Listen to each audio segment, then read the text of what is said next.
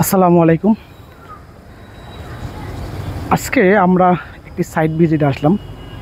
আমাদের যে সাইটটি পাঁচতলা ফাউন্ডেশন, এখান থেকে 3টি ফ্লোর ইতিমধ্যে মালিক সম্পূর্ণ করে ফেলেছেন। অবশিষ্ট যেই 2টি ফ্লোর আছে এই ফ্লোরগুলোতে এখন কাজ করবে।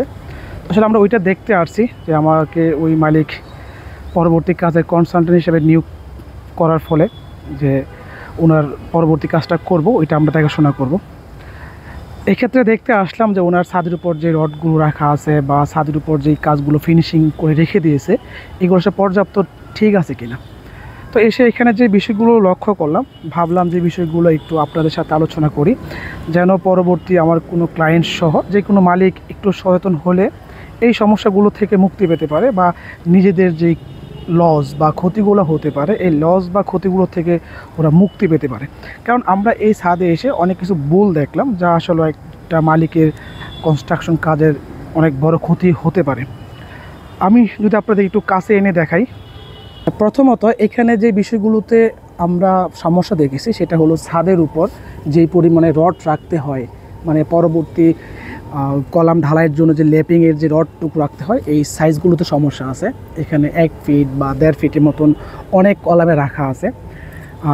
যেমন আমার সামনে থাকা কলামে এই যে 1 2 3 4 বা এরকম সমস্যা আছে ম্যাক্সিমাম কলামের ক্ষেত্রেই।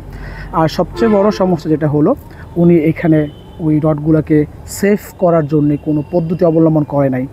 যেমনটা হতে পারে আপনার ওই রং দিয়ে অনেকে যেটা করে রেড অক্সাইড হতে পারে বা পাশে একটা ঢালাই মানে একটি শর্ট কলাম করে ঢালাই করতে পারে। তবে আসলে উনি কোনো প্রোটেকশন এখানে নেন নাই, যার ফলে ওনার কলামে যা হয়েছে যথেষ্ট পরিমাণে মরিচা হয়ে গেছে। এই দেখেন আমার হাত এখানে মরিচা লেগে থাকতেছে। হ্যাঁ, তো আসলে এই কাজগুলো আপনারা আশা করি ফিউচারে করবেন না। আর কিভাবে ছাদের রডকে সেফ করতে হয় এই বিষয়টি একটু আমি আজকে ভিডিওতে আলোচনা করব।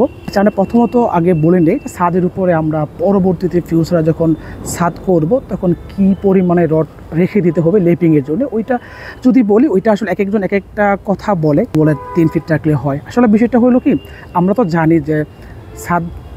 তো জানি যে কলামের কোথায় লেপিং করতে হয়, তো ওই হিসাবটাকে যদি আমরা ধরি তাহলে তো কলামের মাঝামাঝি পর্যায়ে লেপিং করতে হয়। কিন্তু যেহেতু আমরা এখন আর কলাম ঢালাই করব না, শুধু রডটাকে রেখে দিব, তো মাঝামাঝিতে যাওয়াটা আসলে অনেক ক্ষেত্রে পসিবল হয় না। তারপর আমরা যেটা করব মিনিমাম 3 থেকে 5 ফিটের রড রাখার চেষ্টা করব এবং এই রডগুলো 3 থেকে 5-এর ভিতরে একটু মানে জিগজ্যাগভাবে একটু হাফ ডাউন করে, ধরেন ওইটা আমি 5 ফিটে রাখলাম, পাশেরটা 4 ফিট, আবার ওইটা 5 ফিট, আবার ওইটা 3 ফিট, এইভাবে একটা অসামঞ্জস্যভাবে রডগুলোকে রাখার চেষ্টা করব। তারপর আমরা যে কাজটা করব, যদি এরকম হয় যে আমরা খুবই অল্প সময় ধরেন 1 বছর বা 2-1 বছরের ভিতরে আমরা পরবর্তী ছাদটা করে ফেলবো, সেক্ষেত্রে আমরা ওইটাকে মানে রং করে রাখতে পারি। ঠিক আছে, আমরা এই পুরো রডগুলোকে রং করে রাখতে পারি। তো আসলে ওইটা আমার কাছে খুব ভালো পদ্ধতি না, কারণ অনেক সময় রং করার পর দেখা যায় যে এই গোড়াগুলোতে পর্যাপ্ত পরিমাণে রং করতে পারে না। তার ফলে যে সমস্যাটা হয় এই গোড়া রডগুলো আপনার ঠিক এই অংশে ছাদ এবং রডের যে জয়েন্ট অংশটা আছে এখানে রডটা খুবই দুর্বল হয়ে যায়, মানে মরিচার পরে রডটা নষ্ট হয়ে যায়। কারণ অনেকে রং করে উপর পাশ দিয়ে, কিন্তু এই অংশে ভালো করে রং করতে পারে না। দ্বিতীয়ত ছাদে পানি জমে থাকার ফলে এইখানে রংটা দ্রুত উঠে যায়, যার ফলে এইখানে রডটা নষ্ট হয়ে যায়। তো এক্ষেত্রে সবচেয়ে বেস্ট পদ্ধতি হলো আপনি পুরো কলামটাকে ঢালাই দিয়ে রাখা। এক্ষেত্রে যা করতে পারেন, আপনি যে কলামটাকে পরবর্তীতে ছাদের জন্য রাখবেন ওইটাকে আপনি ঢালাই করে রাখবেন।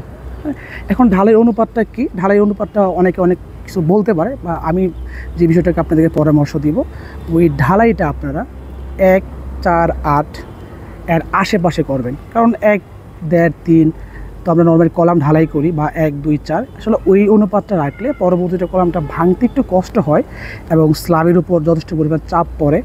তাই চেষ্টা করবেন 1 4 8 ঠিক এই অনুপাতটা অনুযায়ী আপনি ওই ঢালাইটাকে দিয়ে রাখার জন্যে।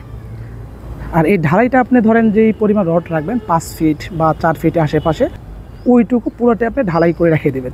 আরেকটা বিষয় বলি, যখন আমরা ঢালাই না করি তার ফলে যে সমস্যাটা হয়, এই রড দিয়ে ছাদে যখন বৃষ্টি আসে তখন এইদিকে পানি জমে থাকার ফলে এই রডটা পানি শোষণ করে এবং এই পানি শোষণটা ধাপে ধাপে নিচের দিকে অগ্রসর হয়। তার ফলে নিচের যেই রডটা থাকে বিম এবং কলামের এগুলো নষ্ট করে ফেলে।